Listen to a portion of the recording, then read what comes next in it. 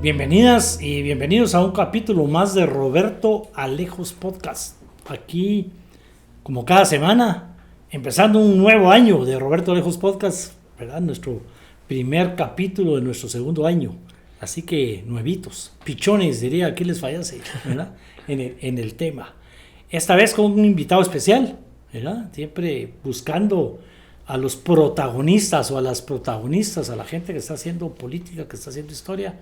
Samuel Pérez. Muchas gracias, Samuel, por aceptar la invitación a esta charla. No, hombre, qué gusto estar aquí. Este cafecito, ¿verdad? Qué gusto estar por acá, gracias por la invitación. Alivio instantáneo es lo que dice y lo que cumple la publicidad de Anestil Gotas para los dolores de oído y los dolores de muelas, dos de los dolores más fuertes que existen en el mundo. No duden en comprarlo, de fácil acceso en sus farmacias. Y vamos a hablar un poquito de tantos temas que rodean a Samuel. Pero como ustedes saben, pues es la segunda vez que Samuel llega al Congreso de la República, solo que esta vez en un tema totalmente diferente, ¿verdad, Samuel? Ya le tocó ser diputado de oposición, en donde, pues cuando uno está en oposición, pues no te dan la palabra, te cortan el micrófono, te ignoran, no te invitan ni a las fiestas, ¿verdad? No, para que uno no se entere ni siquiera de los chismes en ese tema. Y siendo una bancada nueva, un partido nuevo, con gente nueva, pues había mucho tema, hay que aprender mucho. Y ahora no quiere decir que Samuel tenga mucha experiencia, al contrario, porque fueron 4 años sin poder tener experiencia y ahora le toca ser el jefe de la bancada oficial. Suena feo, ¿verdad? ¿Ah? No. De ser oposición a ser oficialista, dice, Sí. ¿verdad? En el tema, ¿verdad? Pues que los cargos más altos de ese tema. En el caso de Semilla, un partido, hay que admitir, un partido pequeño, a diferencia de los grandes partidos que nos han tenido en el tema, un partido que lo hemos dicho aquí, que representa ese hartazgo a la clase política de parte de la población contra nosotros, los que hemos hecho política por años, ¿verdad?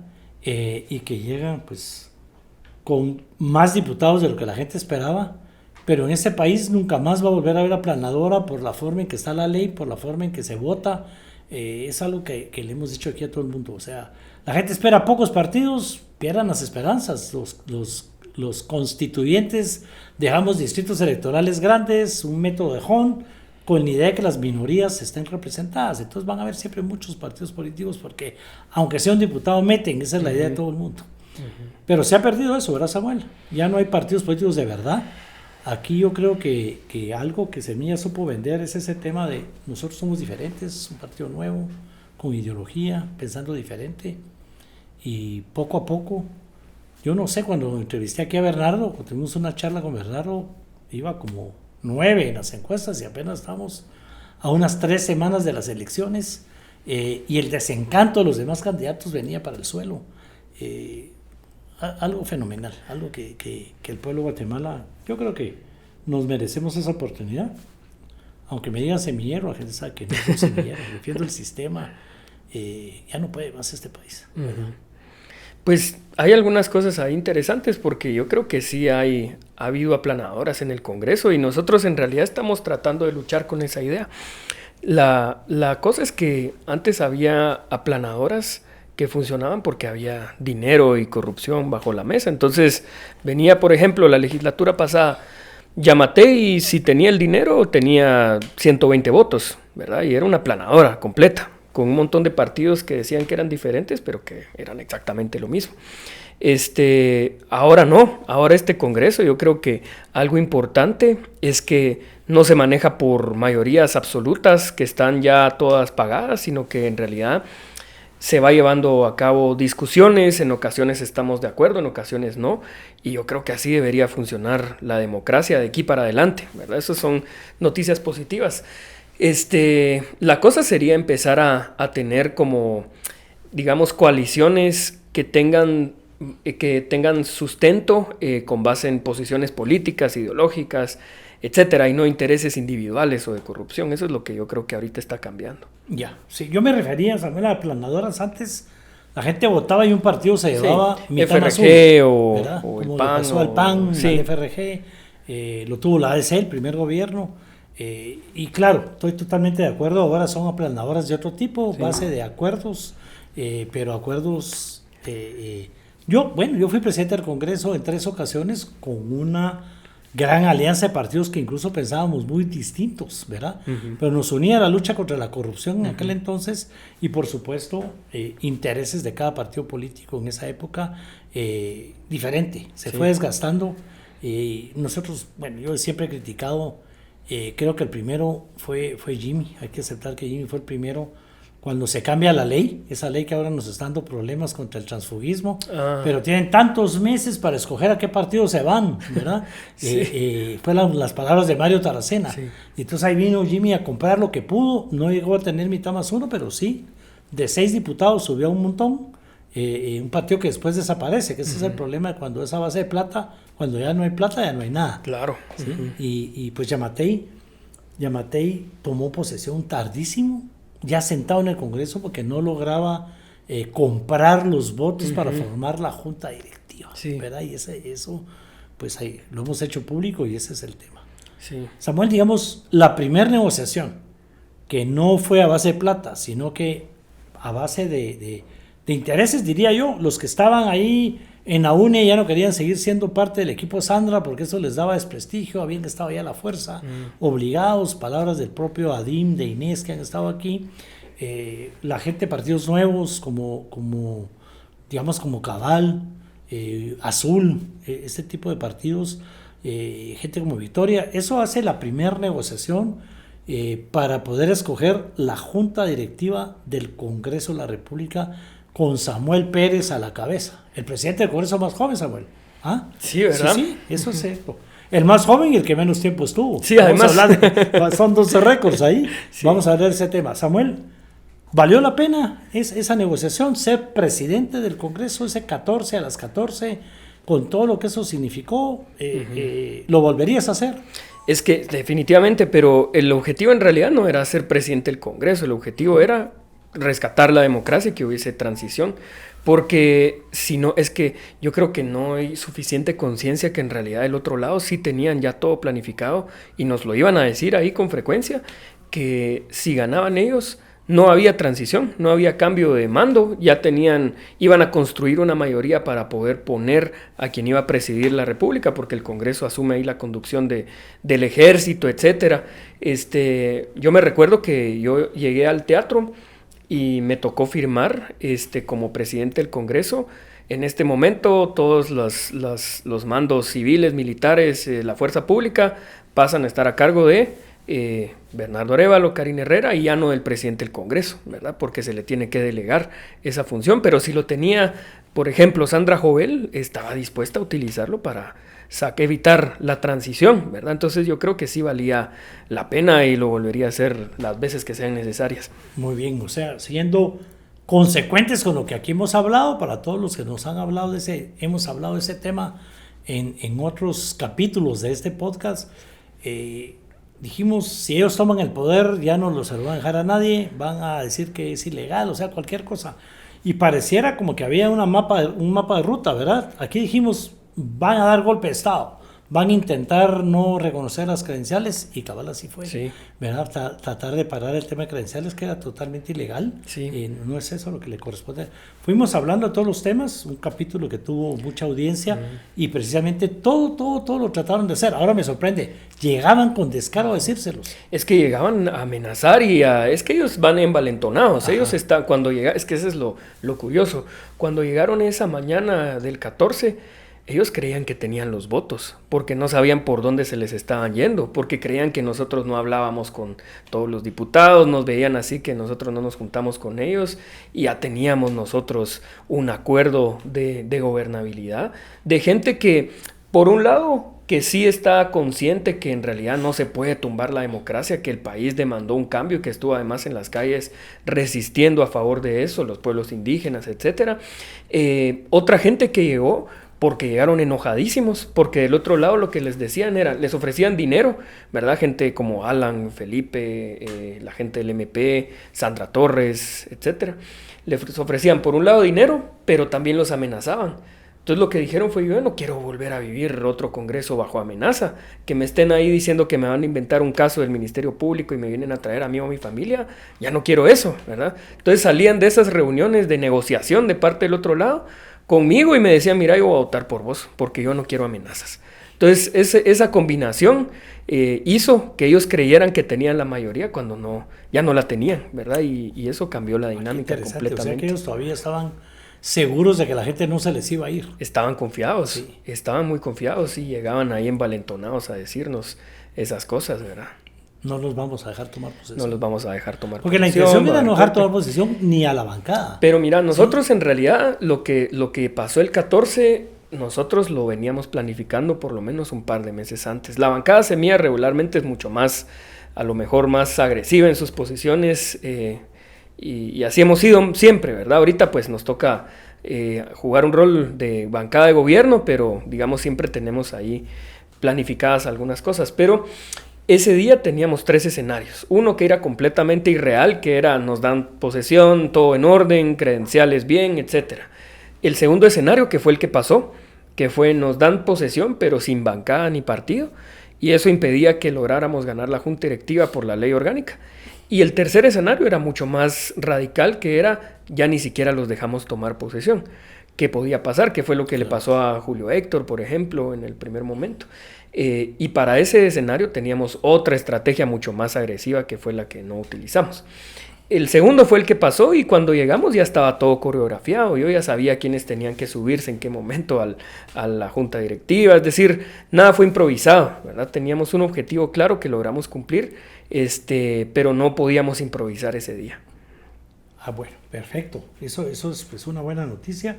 No fue improvisación, era una necesidad ante las amenazas que se estaban dando.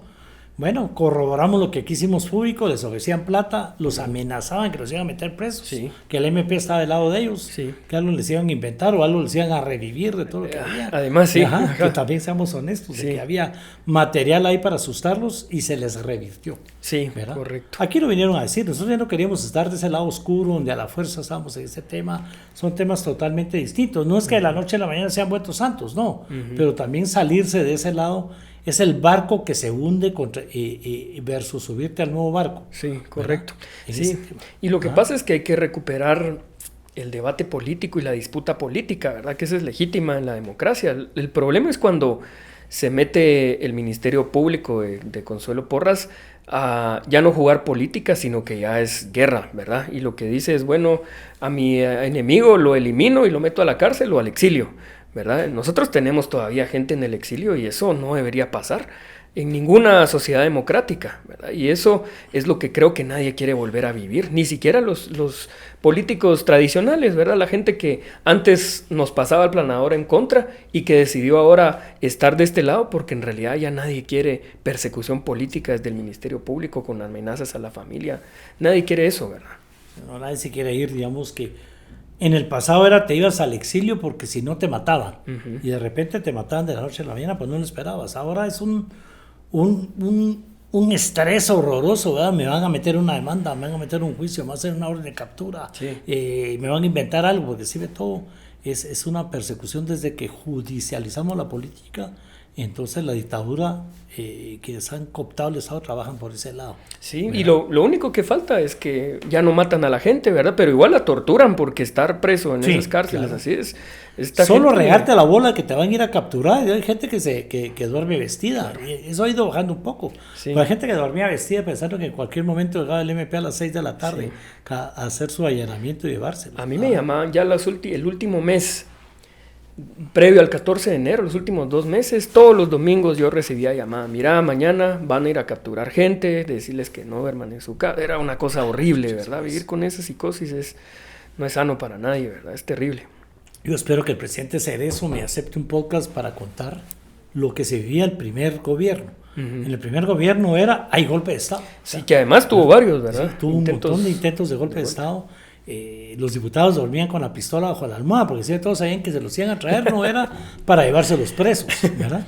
Sí, pero son distintos tipos de tortura. Estoy totalmente de acuerdo con eso. Samuel llega a la presidencia con una junta directiva, logra darle posesión a Bernardo. Fuera de cámaras platicamos de por qué en la toma de posesión no fue en el Congreso para que fuera rápida, sino en el teatro. Sí. Hay transición, que era lo importante, lo que Sí. tanto defendimos los constituyentes. A Sí. nosotros nos fue bien con una conferencia Sí. que hicimos después que se llamaba La Constitución Triunfó. Tuvimos casa llena en ese día con Aquiles y con Ortiz, gente que estuvo ahí defendiendo el proceso. Pero después la Corte de Constitucionalidad, alguien mete un amparo, ¿quién? Alan Rodríguez. Alan, Sandra Jovel. De toda esta gente. Sí. ¿Verdad? Y la Corte dice, esa junta directiva es ilegal, pero salva la toma de posesión de Bernardo, salva el sistema. Samuel, es personal. Sin duda. Es contra Samuel el tema. Contra la bancada en general, ¿verdad? ¿Sí? Y digamos, a mí como jefe de bloque seguramente igual eligen una figura y empiezan a darle duro. Pero sin duda la Corte nosotros hicimos una conferencia de prensa en donde lo que estábamos expresando es que la Corte de Constitucionalidad dejó de ser garante de defender la Constitución y asumió un bando político, ¿verdad? Que era el incorrecto, el bando golpista, ¿verdad? Por muy que lograran rescatar la toma de posesión, en realidad no fue gracias a la Corte que hubo democracia, fue a pesar de la Corte y después siguen erosionando la dinámica democrática, ¿verdad? Y con cosas que son verdaderamente absurdas, ridículas y que, digamos, hay una intromisión completamente fuera de lugar de parte de la Corte hacia el Congreso en particular, ¿verdad? Bueno, lo que pasó en Jefes de Bloque, a mí me parece eso de lo más descarado que han hecho, ¿verdad? Porque la resolución que hicieron fue, Semilla no es bancada, por lo tanto no puede entrar a Jefes de Bloque, pero es que ya ni siquiera podemos entrar físicamente, ¿verdad? Yo no me puedo acercar a la instancia de Jefes de Bloque, ¿verdad? Eso es completamente ridículo. Ya tuve una discusión con un par de magistrados de la CC por ese tema, porque lo tocamos en otro podcast con Alfonso Portillo ese tema. Por eso te preguntaba si no lo sentís muy personal. Es decir, yo entiendo, esta es una bancada independiente, entonces Samuel no puede ser presidente. Pero después viene el tema de no puede presidir comisiones, está bien. Y ahí ustedes se guardan algunas comisiones para pelear ante la Corte. La Corte no les da la razón, esas comisiones paran en manos inclusive... A excepción de finanzas, creo que las demás paran en manos de los oscuros. Todas. Bueno, sí, ¿verdad? En nada los oscuros. Pero después viene el tema de no dejarte presidir esta comisión presidencial, que era el nombre que le dábamos. Te digo, le dábamos, porque yo hice varias comisiones, una comisión presidencial de modernización, una comisión presidencial de otro tema. O sea, es una costumbre que el presidente haga comisiones que no son comisiones legislativas.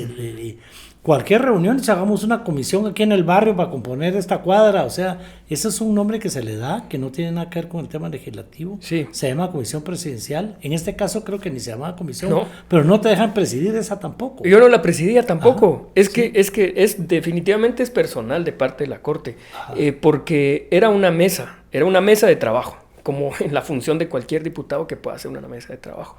La hace el presidente. La preside él, en realidad, la presidía Neri Ramos, y después dijo la Corte, los argumentos eran ridículos también, porque dijeron, no puede haber una mesa presidencial, primero porque tiene las mismas funciones de una comisión, lo cual era completamente falso, porque no podíamos citar funcionarios, no teníamos asesores ni presupuesto, no tenía un rol de control político, no podía dictaminar leyes, entonces, ¿qué función igual a una comisión de trabajo tenía? Ninguna. Y segundo, que yo la presidía, lo cual tampoco era cierto porque la presidía Neri Ramos. Entonces, y eso utilizó para tumbarse eso. Entonces sí tenía un claro objetivo en contra mía. ¿Se tumba la comisión o solo te tumban a vos? No, se tumba la comisión completa, la mesa de trabajo pues completa. Bajo ninguna justificación legal, constitucional, no había argumento más que la Corte asumió un bando político que es el incorrecto, ¿verdad? Bueno, de ahí viene el tema de jefes de bloque. Porque digamos... si Semilla es hoy por hoy, de acuerdo a esta interpretación que la Corte le para dando la razón a esa resolución del juzgado basada en esta ley, en fin, ya todo lo que conocemos, ¿verdad? Semilla está declarado no independiente, porque realmente lo que dice está suspendida, ¿verdad? la personería jurídica, de Semilla mientras se le investiga, ¿verdad? Y eso automáticamente lo manipulan para que sean entonces diputados independientes. Y ahí hay un tema a discusión, ¿verdad? Todo ese tema está a discusión. Son realmente independientes si el partido existe, que tiene suspendida su personalidad, es totalmente diferente a que no existan como partido, que no sean bancada. Ahí hemos tenido discusiones también con gente de la CC, pero además de que te prohíben ser parte de jefes de bloque, es verdad que también no te dejan ni entrar a la instancia de jefes de bloque. No, es que la resolución es completamente agresiva, es una violación absoluta a cualquier derecho. Lo que dice es que yo no puedo entrar ni siquiera físicamente a la instancia, a la discusión de jefes de bloque. Hubo una votación en la cual nosotros solicitamos que nos dejaran participar con voz, pero sin voto. La ganamos por mayoría y ahí estábamos presentes. Es más, ni siquiera interveníamos, ¿verdad? Yo nunca pedí la palabra para fijar una postura, ni siquiera. Porque yo vi que había cierta dinámica de discusión democrática. Estábamos de acuerdo en la mayoría de decisiones que tomaran jefes de bloque y no vimos ni siquiera necesidad de intervenir. Y de la nada resulta que resuelven que no podemos ni siquiera entrar. Y en instancia de jefes de bloque entra cualquier persona, ¿verdad? A veces se citan ministros para que presenten un tema. Es decir, no tiene ningún sentido. Sí, yo espero lograr tener alguna discusión, un debate con estos amigos o amigas de la CC en el tema. La Constitución dice que todas esas sesiones, y nosotros como Congreso, son públicas. Claro. Digamos, de hecho, una sesión de una comisión, cualquiera puede entrar, cualquier diputado, con voz pero sin voto. Pero la costumbre inclusive era que pudiera entrar invitados, que pueda entrar la gente, que Así ojalá es. fueran abiertas. La Comisión de Finanzas las transmitíamos, inclusive por el canal del Congreso. Claro. Toda la instancia de jefes de bloque se hacía en el Salón del Pueblo, entraba la prensa. ¿Por qué no va a entrar un diputado cualquiera? Yo todavía ese tema estoy dispuesto a discutirlo con la gente de la CC. Sería bueno hablarlo ¿verdad? yo creo que la CC, es un ente, digamos, que tiene diferentes posturas, pero hay una persona en particular en la Corte, que es Néstor Vázquez, que él es el actual presidente, que él es el que tiene un objetivo claro de tumbarse la democracia. Él nunca dio resoluciones a favor de la transición, y yo creo que hay que nombrarlo con nombre y apellido, y sobre todo ahorita en este proceso que viene de elección de magistrados, ¿verdad? Sí, veramos, porque Néstor, le voy a decir así, aunque no tengo relación con él, pero digamos, la costumbre entre políticos.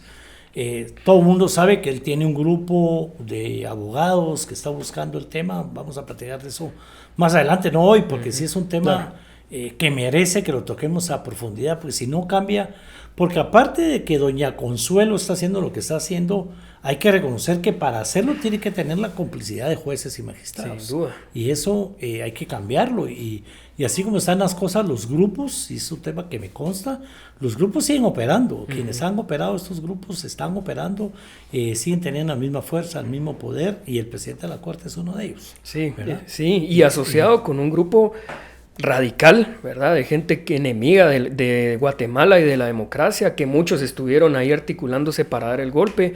Es decir, yo creo que Néstor sí es muy tóxico para la democracia en Guatemala. Con nombre y apellido. No, sin duda.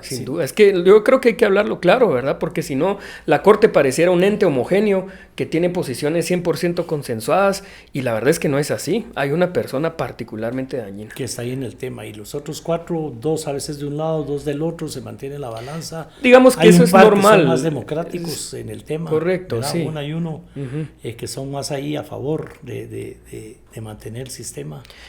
Digamos, eso es normal. Yo creo que ahí hay que tener discusiones. La Corte además es un ente colegiado y que saca posiciones diversas, ¿verdad? Pero siempre sobre la base de digamos, constitucional, institucional, democrática. Pero hay un actor ahí que no tiene esos principios. Simpático. Ya no vamos a hablar más de la Corte, pero digamos, se criticaba a las Cortes anteriores porque eran de izquierda y que se metían en temas, y me acuerdo la crítica contra Gloria y un montón de gente. Bueno, y ahora, ¿qué se puede decir del tema? O sea, lo que eso se llama, no hay que escupir para arriba, dice la gente ahí en mi pueblo, ¿verdad? Porque tarde o temprano te cae de regreso. Nosotros nunca hemos tenido una relación, digamos, en la cual, digamos, esta Corte nos está echando la mano para nada, ¿verdad? De hecho, yo incluso creo que hay que platicar sobre el diseño institucional, de quién tiene la última palabra en términos de interpretación constitucional, ¿verdad? Porque sí se convirtió evidentemente en un contrapeso político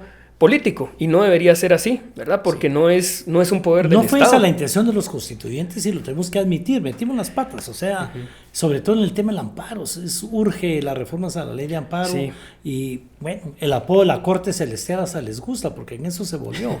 Es la última palabra y ante una resolución de la CC no cabe nada, ¿verdad? Nuestra recomendación de siempre, para hacer el amor con seguridad y responsabilidad, Masculán, un preservativo alemán que encuentra fácilmente en las tiendas de conveniencia y en sus farmacias. El tema, quiero regresar a la ley de competencia, Samuel, porque para mí es un tema muy importante. Creo que para el país es un tema exageradamente importante. La ley de competencia es un mandato constitucional que ha estado dormido ahí por 39 años. Eso ha permitido monopolios, oligopolios, ha permitido prebendas, por decirlo así, privilegios, y eso hace pues que no tengamos una verdadera libre competencia, que es lo que hace que los precios en el mercado sean lo correcto. Y estamos defendiendo el tema del sector privado, compitan todos, ¿verdad? Y eso hace que la telefonía es un ejemplo. Tenemos una de las telefonías más baratas del país porque la pelea entre las telefónicas, ¿verdad?, es parte de esa libre competencia, y aún así nos hemos quedado solo con dos, han sacado a otras del sistema, pero que la compraron. ¿Será que la pararon comprando, verdad? ¿Será que la resolución de la CC en este caso es porque Samuel encabezó la propuesta de la ley de competencia y le tienen miedo a la ley de competencia, Samuel? Puede ser, yo sí creo que hay grupos de poder económico, sobre todo los más tradicionales, ¿verdad? Porque yo creo que hay un proceso de modernización en una parte del sector privado organizado, digamos, pero hay unos grupos que son digamos, extremadamente conservadores y que en realidad tienen un modelo fracasado, ¿verdad? Con competencia quebrarían, y eso es una realidad. Entonces yo creo que sí le tienen temor, y no hay nada más pro mercado que la competencia, esa es la realidad. Entonces no es casualidad que los países que tienen economías centralizadas, ¿verdad? Cuba, por ejemplo, que es un país, digamos, comunista, no tiene ley de competencia porque su economía no es de mercado. De ahí todos los países con economías de mercado. Somos los únicos. Cuba y Guatemala son los únicos en la región, ley de competencia. Sí, hay algún par de islas que no tienen, ¿verdad? Pero ahí no. Ahí casi ni hay mercado en esas islas. Correcto. La forma que hay. Exacto. Sí, pero puede ser, yo no descarto, digamos, esa hipótesis que pueda ser que, pues sí hay un tema evidentemente en contra mía, pero también hay un tema en contra de la ley de competencia y hay que ponerle atención. Pero al final de cuentas esa ley genera muchos consensos en el Congreso, ¿verdad? Yo creo que hay una... Es que es un pendiente, ¿verdad? Es un pendiente, pero... mandato constitucional pendiente. Sí, pero ya no hay... yo creo que ha habido una evolución en cuanto a una incidencia muy fuerte que tenía el sector privado organizado en el Congreso, y que ahorita hay una autonomía importante de parte de una gran mayoría de diputados, diría yo. Entonces eso es positivo porque permite que se discutan leyes que son fundamentales, que pueden cambiar la estructura del mercado, de precios, de calidad de los productos, etcétera, con mayor libertad, ¿verdad? Y que eso es importante que avance. ¿Y cómo va el tema? Porque dice que tiene 90 enmiendas y con toda la intención de entramparla. No. ¿Va a caminar? No. Va caminando bien. Lo que pasa es que se dieron buenas muestras de avance, que esa no, era nuestro plan, el objetivo de todos los diputados, porque este no es un tema exclusivamente de Semilla. Y se aprobó primer debate, se aprobó segundo debate, y ahí tomamos la decisión en conjunto, junto con el presidente de la Comisión de Economía, la vamos a detener y nos vamos a ir a la comisión a consensuar enmiendas. Y ahí tenemos casi todas las semanas, de hecho hoy tengo reunión de la Comisión de Economía. Todas las semanas estamos discutiendo y avanzando sobre esas enmiendas. Hay como 90, pero en realidad muchas son enmiendas, varias enmiendas para un mismo artículo. Entonces, y algunas incluso son repetidas. Entonces no es que haya 90 artículos enmiendas, sino que son bastante menos, son como 40 y algo. Claro, y en el trámite legislativo, si son enmiendas de la comisión, entonces las hace propias. Y eso va a facilitar la aprobación. Correcto. Entonces sí tenemos esperanzas que la ley camine. Tenemos certeza, diría yo. Yo no dudo Ahí que esa va a caminar. Sí. No hay duda de que la ley va a caminar. Correcto. ¿Verdad? A mí me suena lógico, Samuel, ¿verdad? ¿Tenés cuántos años? 31. Bueno, joven, ambicioso, fuerte, para adelante, le tiene que dar miedo a la gente que llegue alguien así, con ganas de hacer cambios profundos, y todo aquel que se vea afectado en el cambio se va a sentir amenazado por alguien de ese tipo. Y eso que estás lejos de poder llegar a la edad de ser presidente, te tuviera más miedo si estuviera cerca del tema. En política es normal, y ahí ya depende de tu persona. Me voy a atrever a hacer algo que nunca hago aquí, que es dar un consejo, pero es mantenerse en el tema, ¿verdad? Cuando uno provoca bien es porque está haciendo algo bien, ¿verdad? O estás afectando a alguien y esos alguien van a hacer algo, y me suena bastante lógico que haya ese miedo, digamos. Pero en la calle, digamos, se regó esta bola que al principio lo aclaraste. No es que hay una alianza concreta, sino que lo que hay son buenas relaciones, pláticas permanentes. Samuel Pérez, el jefe de la bancada oficial, pues es el hombre que debería tener la dirección del tema. Ya dejemos de estar echando la culpa que Bernardo tiene mala relación con el Congreso, que eso para mí, eso segundo plano. Debe ser Samuel el que debe tener una buena relación con todo el mundo, una comunicación con todo el mundo. Bueno, ahorita es una buena oportunidad de borrar esa imagen de que el Congreso está dividido, que nada va a pasar. Samuel está ahí medio escondido, pues hoy es la muestra que no es cierto, ¿verdad? Y que hay temas ahí. ¿Cómo va esa relación con los diputados, Samuel? Bien, la verdad es que lo que nos falta un poco es tiempo. Yo creo que tener más frecuencia en la comunicación y sobre todo afinar mejor nuestra operación dentro del Congreso. Porque pues todavía estamos en un proceso de adaptación, de pasar de ser una bancada muy pequeña de oposición a una bancada de gobierno con un montón de restricciones y limitaciones, ¿verdad? Porque a veces se dice poco, pero en realidad nosotros teníamos una estrategia pensada para tener cierto control en la Junta Directiva del Congreso. Ahorita no, el presidente es muy afín a nuestro programa político, al proyecto de gobierno, pero no es un cuadro del partido, ¿verdad? Y entonces nosotros también nos ocupa tiempo ir a negociar en la junta directiva, lograr consensos ahí.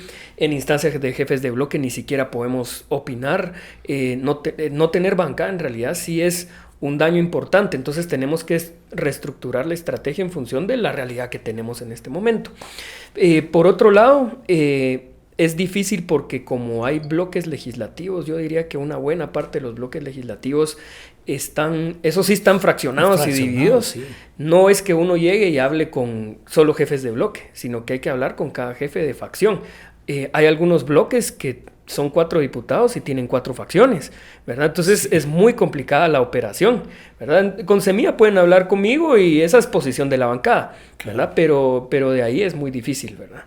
Difícil, Samuel, porque yo no sé qué hubiera hecho yo, que tenía solo 30 y pico votos míos. Ajá. Y tenía que hablar con todos los demás, pero sí era con una sola persona. Claro. Entonces eso sí es... pues no es que sea fácil, pero no es aquello de que yo hablo con esa persona que tiene 5 votos, pero tengo que hablar con aquella que tiene 6, y si se tiene que poner de acuerdo con ellos. Y lo otro es que, digamos, la presidencia del Congreso te da instrumentos de negociación. Ahorita nosotros no tenemos ni siquiera asesores, ¿verdad? Sí, porque no tenemos bancada. Entonces realmente estamos muy limitados en lo que podemos lograr. Los consensos los hacemos porque logramos encontrar temas en común y ahí vamos avanzando, pero casi que nada más, ¿verdad? Entonces es un reto doble, diría yo. Sí, un Congreso muy, muy fraccionado. No de parte de la bancada oficial, que es una gran ventaja que esté enterita, ¿verdad? Duda, y todo. Sí. Pero sí es raro encontrar una bancada unida entre todas las demás bancadas, porque aunque no estén peleando, hay bancadas en que son 4 y cada uno de ellos piensa por separado. Para dar un ejemplo de una, que es así, de 4 y hay que negociar con cada uno por separado, por ejemplo. Correcto. Y aunque los 4 estén con la misma intención, ¿verdad? Así es. Es un tema realmente difícil. Y en la calle lo que se dice es que los diputados están acostumbrados a que todo es por pisto, que todo es por plazas. Claro. ¿Es cierto, Samuel? Sin duda. Sí, yo creo que sí. Es un tema que... Es que tampoco hay que dormir al sueño, ¿verdad? Ahí hay personas que el año pasado nos pasaban aplanadora en contra y votaban a favor de Yamatei y de todo el problema que había en el Congreso. Nosotros logramos, creo yo, en buena parte, cambiar la dinámica y la lógica porque pues ya no se negocia bajo esos términos, ¿verdad? Además hay muchos diputados que son nuevos, que yo creo que eso imprime una nueva dinámica porque entran a una legislatura sin incentivos del pasado, ¿verdad? Yo creo que eso es muy positivo. Pero hay otros que están en un proceso también de transición sí, que es positivo y que yo creo que hay una buena relación. Y hay otros que definitivamente lo que están buscando es tumbarse al gobierno para volver al esquema y al mecanismo tradicional, como Alan Rodríguez, ¿verdad?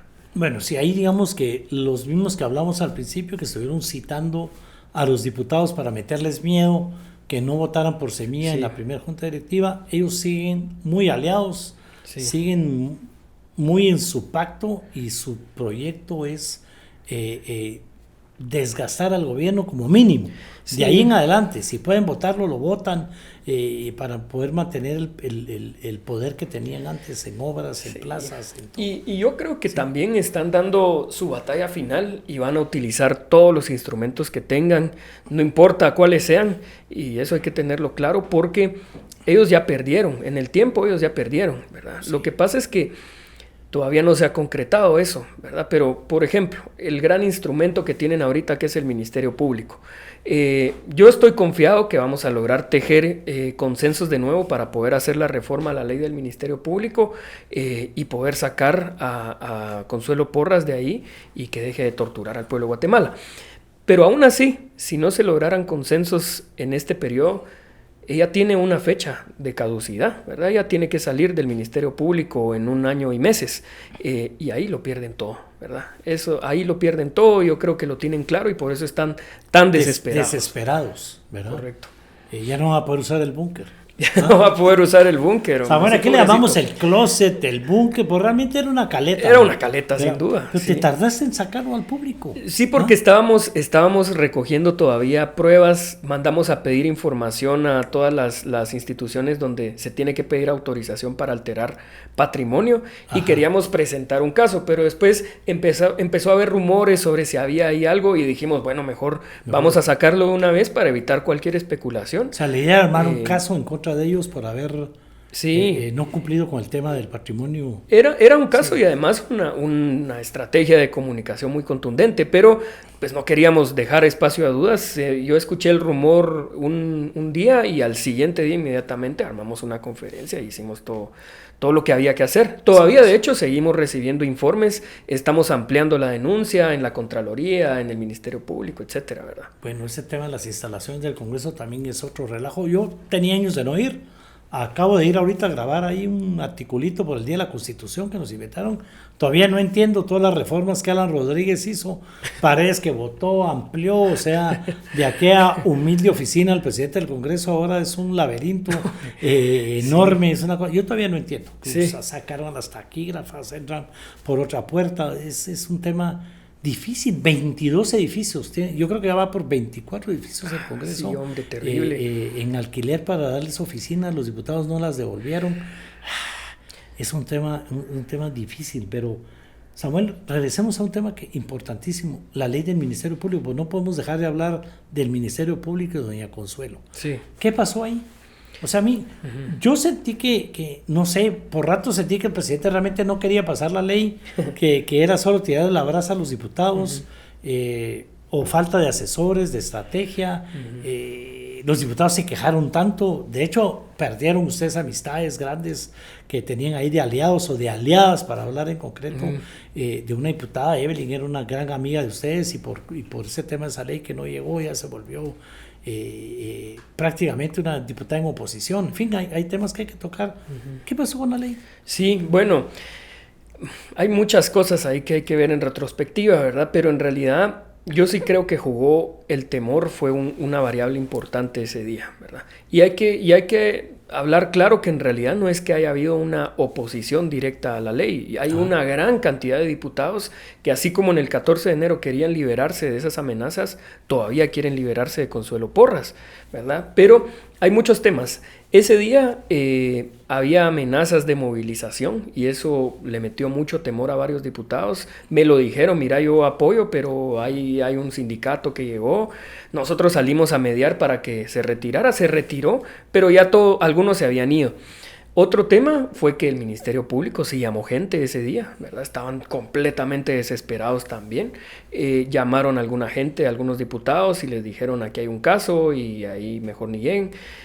Otros que tenían digamos, estaban dentro del Congreso y los llamaron para amenazarlos de muerte, ¿verdad? Yo sé que se ha especulado mucho sobre eso, pero eso sí ocurrió. Y bueno, el presidente del Congreso también lo mencionaba.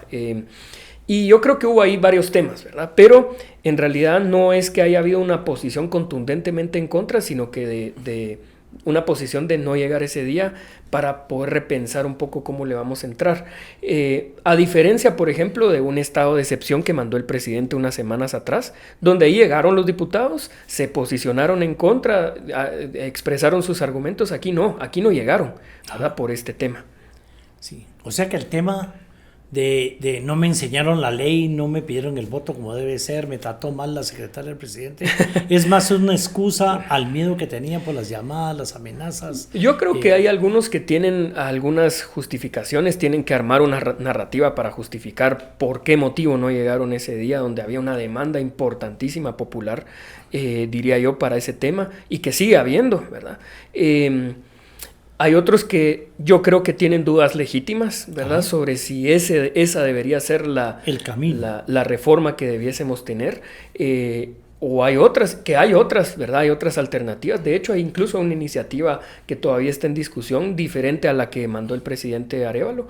Y eso es válido, ¿verdad? Y es de nuevo recordar que aquí no hay aplanadoras compradas. Nosotros no compramos diputados, sino que en realidad buscamos llegar a consensos. Si llegamos a acuerdos, genial. Y si no, pues retejemos la discusión y volvemos a presentarla que nos permita construir una mayoría importante para que avance. Bueno, por ejemplo, nosotros los constituyentes insistimos en la reforma constitucional de seguridad y justicia, ¿verdad? Donde se cambie toda la forma de elegir a los magistrados y magistradas tanto de la Suprema como de Sala, y ahí también cómo elegir a la fiscal. Y ahí se aprovecha una reforma de este tipo para volárselos a todos y elegir de nuevo, con el nuevo sistema. Así pasó en la reforma constitucional para disolver el Congreso. Cuando la gente dice depuremos el Congreso, no se puede. Esa vez porque el Congreso en la reforma constitucional, ellos mismos que sabían que la gente los estaba odiando, aprobaron un artículo donde ellos mismos se disolvían y convocaban a un Congreso para terminar el periodo. Sí. En una reforma constitucional que es urgente, la venimos trabajando desde hace mucho tiempo en seguridad y justicia. Pues ahorita ya no daría tiempo. Nosotros lo discutimos en el tema, pero digamos que eso sería componer las cosas. Yo que iba hablando de refundación del Estado, reestructurar el Estado, creo más en temas más fuertes, más grandes, y no un chapuz que componga el chapuz de la vez pasada y ese tipo de temas. Totalmente. De hecho, nosotros discutimos el tema con la bancada, con algunos aliados. Pensamos, bueno, aquí hay una gran oportunidad para poder hacer una reforma estructural al sistema de justicia. Pero los tiempos son muy apretados porque se tenía que convocar al proceso de elección y esta reforma sí requiere una discusión social amplia, ¿verdad? No puede ser una improvisación porque sí cambia la estructura de un poder del Estado. Entonces, sí, yo creo que pasamos este proceso de elección como en septiembre, octubre, e inmediatamente tiene que iniciar un proceso de discusión sobre cómo cambiar el sistema de justicia, la carrera judicial, la independencia de los jueces magistrados, el tema de si tienen que tomar decisiones administrativas también. Es decir, hay que hacer una reforma completa, ¿verdad? Que yo creo que sí es urgente discutirla. Pero no puede ser en un mes, ¿verdad? Para que nos dé tiempo corriendo de corregir esta elección. Ya no se puede. Ya inició el proceso. Nuestra elección ya inició y algo por el estilo, pues sí hay que corregirlo. De hecho, pues los constituyentes, no me canso de hablar de los constituyentes, pues vivimos enojadísimos con la reforma constitucional del 93-94, que fue lo que se pasó en todo. Sí, pues. No hay un tema. Yo antes defendía la separación del MP y la PGN, y desde que vino aquí Aquiles a discutir con ¿cómo se llama? Con Alejandro Balcells, me terminaron de convencer que ni esa reforma es buena, ¿verdad? Así que no hay un tema en la reforma del 93-94 que valga la pena. Perdió todo el espíritu, haber bajado de 5 a 4 años, haber subido el número de magistrados, elegir presidente cada año, las comisiones de postulación, y que conste que soy ponente de la ley y el presidente que la aprobó, me funcionó a mí, pero funcionó una vez y echa la ley y echa la trampa, dice no, es echar la ley y encuentran la trampa, no es que es la claro, que vaya acompañado, ¿verdad? Sí, porque es que sí hay que repensar y digamos, hay que hacer una reforma completa al Estado, sin duda. Yo creo que hay que apuntarle eventualmente una reforma constitucional, sin duda. Eso no va a pasar ahorita, no va a pasar en este periodo de 4 años, pero yo creo que sí hay que tener un horizonte en un plazo corto para poder empezar a entrarle a ese tema. Pero sí creo que uno de los grandes problemas es el modelo corporativista del Estado, ¿verdad? Donde está el tema de comisiones de postulación, pero de ahí está todo el tema de las juntas directivas, donde está CACIF, el Colegio de Abogados, la USAC, tomando decisiones cuando no son instituciones electas democráticamente, ¿verdad? De hecho, ese modelo corporativista es una herencia fascista, ¿verdad? Yo creo que sí hay que repensarlo. Sí, digamos, ahí tenemos que reconocerlo nosotros. Metimos a la San Carlos en todos lados, tratando que la academia estuviera representada. De hecho, tiene iniciativa de ley la Universidad de San Carlos, ¿verdad? Única universidad del Estado, le dejamos ese tema, ese presupuesto enorme que no se ejecutó como se tenía que ejecutar, un tema de corrupción profundo en la San Carlos, pero además, digamos, tiene representación en todas partes, pero jamás hubiera pasado por nuestra mente que la San Carlos iba a parar en lo que paró, que da pena, da tristeza, da vergüenza a nivel nacional e internacional. Las privadas ahora se están comiendo a la San Carlos, las mismas comisiones de postulación tienen ese problema. Hay tantas privadas que ahora hay que elegir tantos representantes del Colegio de Abogados y tantos jueces y magistrados. O sea, realmente una buena intención paró en algo malo para el país, ¿verdad? Y lo mismo, que el sector privado estuviera representado y meter a CACIF en un montón de lugares, también nunca se hizo con la intención de politizar. Creo que nosotros politizamos la academia, politizamos al sector privado y todo eso hay que cambiar. Hay que cambiarlo y digamos con CACIF es peor porque ahí no hay solo un problema de representación no democrática, porque nadie vota por los representantes de CACIF en las juntas directivas del Estado tomando decisiones públicas que afectan a todo el mundo, sino que además hay conflicto de interés, que eso es mucho más grave, que afecta después la economía muchísimo, ¿verdad? En el crédito hipotecario nacional, que es el Banco del Estado, tienen asiento los bancos privados, que es su competencia, ¿verdad? Entonces ya saben, si van a bajar una tasa de interés, lo saben antes. Entonces ya saben como una estrategia para poder evitar que se les coma el mercado. Es decir, hay un conflicto de interés terrible. Claro, en todos lados, están en todos lados, ¿verdad? Sí, entonces, qué bueno que compartimos la refundación del Estado. Lo que pasa es que la palabra refundación, yo hablaba hace poco con Roberto Ardón, alguien que yo aprecio muchísimo, muchísimo, me decía, esa palabra refundación del Estado me dio pánico, Roberto, cuando hablaste de eso, les suena a comunismo, les da pavor, ¿verdad? Es que sí, es una categoría difícil de entender y que se la han apropiado a algunos grupos que a lo mejor le causa temor a otros, ¿verdad? En realidad sí hay que repensar el modelo de Estado que tenemos, eso sí hay que hacer. Totalmente. ¿Verdad? Bueno, me peleé hasta con esos grupos, no querían que usara la palabra refundación, escribí sobre refundación, decía, te estás robando, yo empecé, bueno, está bueno, pues hablemos de reestructura, lo que quieran de Es que no, la categoría es irrelevante, sí hay que repensar y los celos en el tema, es que es un tema bien delicado aquí, y eso de tener celos entre nosotros. ¿Qué va a pasar con Consuelo? Con doña Consuelo, porque no la conozco. Se va a ir. Yo creo que el problema que tiene es que no sabe a dónde, ¿verdad? Porque no la reciben en ningún país. Tiene que pensar a dónde, pero se va a ir. Tarde o temprano, yo espero que pronto. Estoy confiado que pronto. No la quiere nadie, ¿verdad? La mantienen porque les es útil, pero no la quiere nadie. Y no hay que hablar solo de ella, sino que toda la gente que orbita y toda la estructura. Ella solo es la cara de una estructura que está ahí, ¿o no? Sí, claro. ¿O será ella la que manda? No, ella no manda. Sí. Pero también tiene sus impulsos golpistas y además está ya está mal, ¿verdad? Pero ahí está Ángel Pineda, Delmira Monterroso, toda esta gente alrededor de Consuelo Porras, ¿verdad?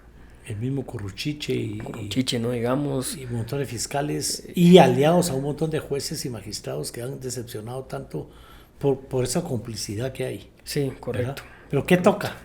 ¿Va a pasar la ley? ¿No va a pasar la ley? ¿Se va a seguir trabajando en eso? ¿Se está perdiendo mucho el tiempo en esa guerra o es necesaria?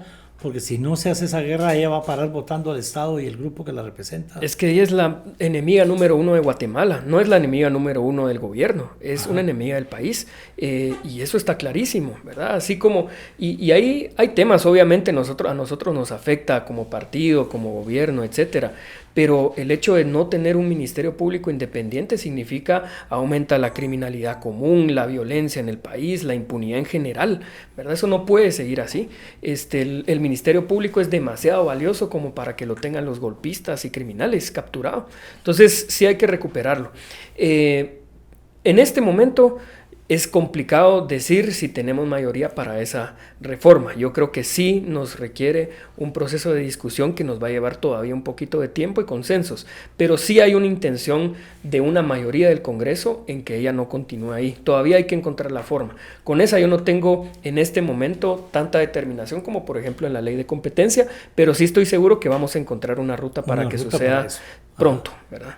A mí me molesta, yo uso mucho la palabra no se vale porque es muy chapín, pero verdad no se vale que salga un fulano acusado de corrupción diciendo que no, le dimos pisto a todos los diputados y ahora ese fulano sale libre, ¿verdad? ¿Y cómo aclaramos los diputados que no recibimos pisto, que verdad no recibimos porque el caso se terminó? Y así no estoy hablando de un caso, de muchos, donde se declararon culpables y ahora salen libres. A mí el tema de las plazas fantasmas en el Congreso me llenó de enemigos y ahora resulta que el delito no existía. O sea, ese tema de la impunidad es un tema terrible, claro. Terrible. Y si no arreglamos ese tema, yo no sé si coincidís conmigo, si el tema de la impunidad no se acaba, no podemos hacer nada. Porque no sirve de nada quitar una ministra, quitar un ministro, porque está cometiendo actos de corrupción, si de todos modos el MP no actúa y la Corte los va a dejar libres, o las Cortes los van a dejar libres. O sea, cualquier lucha que hagamos, si la justicia no funciona nada. Correcto, ¿verdad? Correcto. Incluso la fiscalización que hacemos se queda corta, ¿verdad? Porque podemos encontrar una gran estructura criminal y la denunciamos y se va al Ministerio Público a guardarse, a engavetarse, ¿verdad? Entonces sí es complicado. Hay un tema importante, Samuel. Los diputados haciendo fiscalización. Yo estoy totalmente de acuerdo, es parte de la función de un diputado o diputada hacer fiscalización. Hay quienes hacen una buena fiscalización, estudian el caso, se documentan, estudian, llevan pruebas en la mano, van y después presentan una denuncia ante el Ministerio Público para que el Ministerio Público haga lo que tiene que hacer. Pero ahorita, digamos, esa parte que se convierte a los diputados en muy populares, aunque no le den trámite a lo que hicieron, pues ahorita todavía están hablando del gobierno pasado, ¿verdad? Pero se van a convertir estos diputados en fiscalizadores de Bernardo Arévalo y de su gobierno, sobre todo, digamos, con el último tema. Se habló mucho de los 100 días y la crítica de que el gobierno no avanza, que no hay nada, que no se ve absolutamente nada. Se puede convertir eso los diputados en contra de Bernardo, después de ser amigos y aliados, convertirse en enemigos o oposición, ¿verdad? Una oposición sana, pero además pero malintencionada, porque los va a hacer muy populares. Hablemos de los dos temas, esa fiscalización de los diputados y de qué está pasando con el gobierno y su ejecución, qué viene, qué esperanza le podemos dar a la gente que ve la canasta básica subiendo, que ve que Consuelo no la logramos sacar, me voy a decir logramos, ¿verdad? Que no ve obra física toda parada y que no es culpa de él, digamos. Ahí hay mucha obra de la Munihuate, por ejemplo, claro, tirada, pero todo el mundo ve que es el gobierno central que no funciona. Sí, sin duda. Bueno, con el tema de fiscalización, yo honestamente no tengo ningún problema con la fiscalización. En ocasiones nos ayuda a encontrar y detectar algunos temas que no teníamos mapeados y que después los ministros llegan y denuncian, ¿verdad?, ante las instituciones correspondientes. Pues es clarísimo que muchos diputados y diputadas lo utilizan para tener presencia permanente en redes y después les puede generar réditos políticos en campaña. Bueno, o sea, yo no tengo en lo personal nada en contra de la fiscalización, está bien que funcione ahí. Yo dudo de la estrategia, ¿verdad? Yo creo que eso no se convierte ni se traduce en votos. De hecho, nosotros lo demostramos en este último proceso electoral, ¿verdad? Había diputados que eso es lo que hacían permanentemente y como en realidad no se convierte en nada, pues ayuda a revelar algunos temas, pero son funcionarios terciarios en ocasiones que están en una situación completamente precaria y que en ocasiones ni siquiera es culpa de ellos que las cosas no funcionen, ¿verdad? Bueno, en fin, ese es otro tema.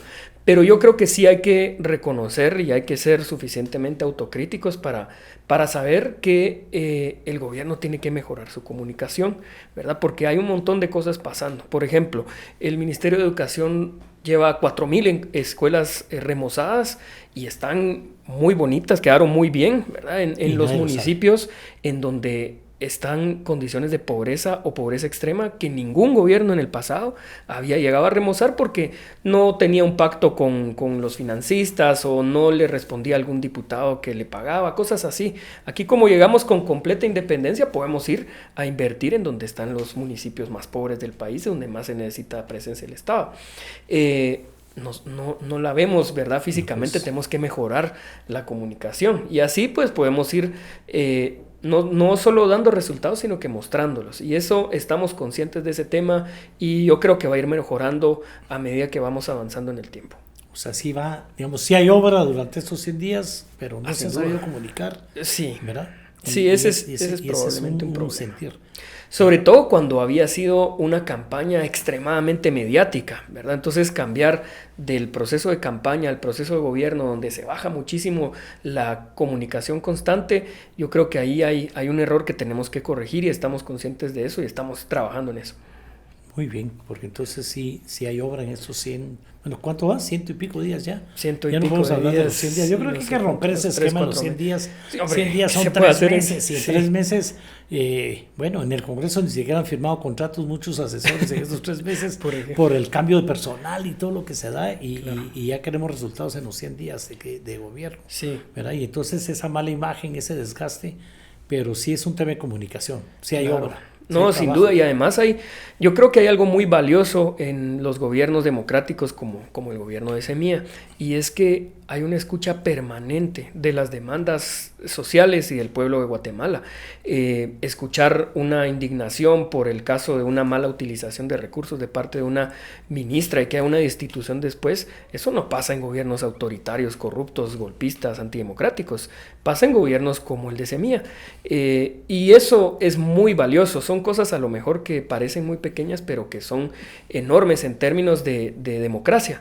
Y, por ejemplo, hay una conciencia importante de que ahorita hay un alza en precios de la canasta básica y muy pronto van a salir acciones para poder atender ese tema, entre otras cosas, ¿verdad? Yo creo que ahí es importante tener un gobierno que escucha, ¿verdad? Porque la gente se puede pronunciar y va a haber respuestas de parte de quienes están tomando decisiones. Pero también es importante tener un gobierno que cuente, y lo estás diciendo, claro. Porque digamos hay temas que son producto de la globalización, eso es un tema importantísimo, todo este tema de la política exterior va a tener consecuencias en el país, la guerra en Ucrania, claro. Lo que está pasando en Israel, ahora el tema de China, el alza del petróleo, todo eso repercute al final y tiene que repercutir en temas básicos como la canasta. Sí. Pero la gente, la tendencia es de decir, este gobierno no funciona, no ha hecho nada, los precios están más altos, si no hay una buena comunicación se va a seguir regando esa bola. Sí, pero yo creo que no es solo un tema de percepción, sí. Efectivamente hay problemas económicos que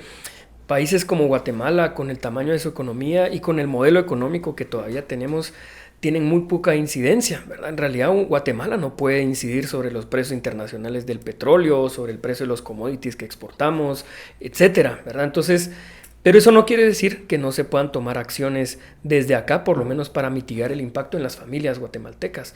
Y eso sí se está tomando en cuenta, ¿verdad? Antes se ignoraba completamente y eso era terrible porque como no le respondían al pueblo de Guatemala, a los gobiernos del pasado, sino que a sus financistas, y ahí estaban sus contratos públicos, pues tranquilos, ¿verdad? Pero aquí sí, aquí no nos debemos a esta gente tradicional, sino que al pueblo de Guatemala.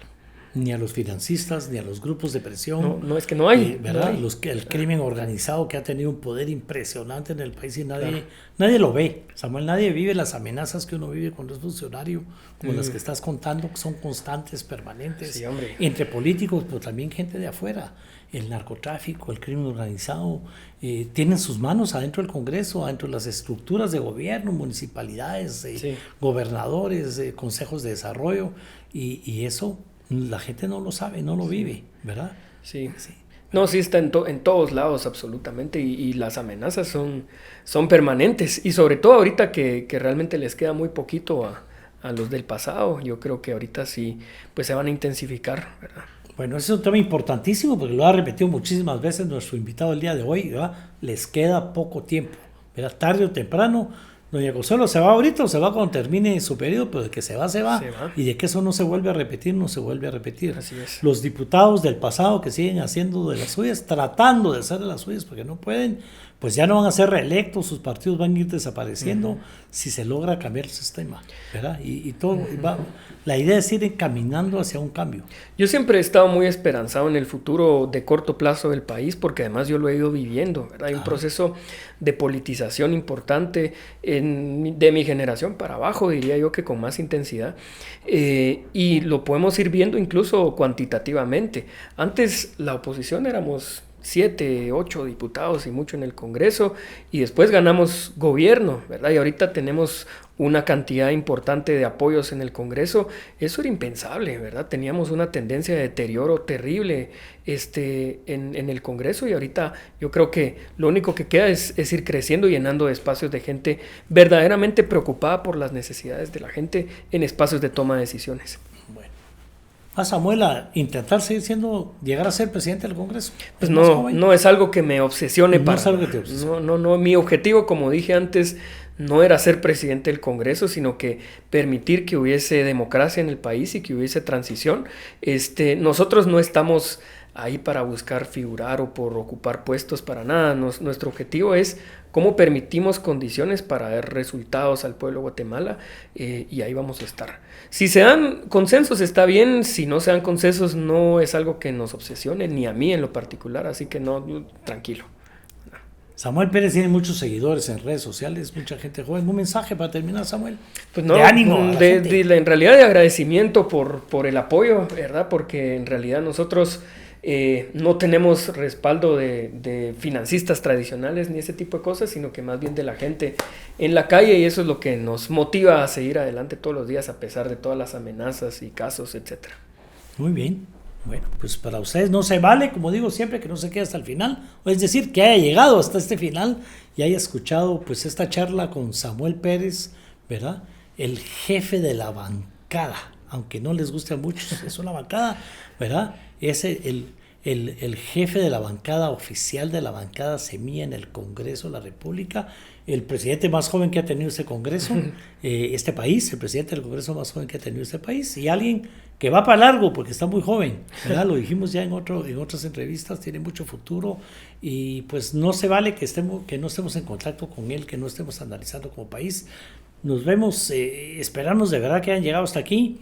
Esperamos que nos den sus opiniones, suscríbanse si no se han suscrito, y la verdad es que aquí la idea es darles a conocer qué está pasando en el país, pero no dicho por mí, sino por sus protagonistas. Son los protagonistas del tema, en este caso Samuel Pérez de Semilla, que ha sido noticia y sigue siendo noticia, y que esperamos que siga siendo noticia. Gracias, Samuel, por haber aceptado venir. Muchas gracias, por el cafecito, por la charla, y a ustedes también muchas gracias. Nos vemos hasta el próximo capítulo.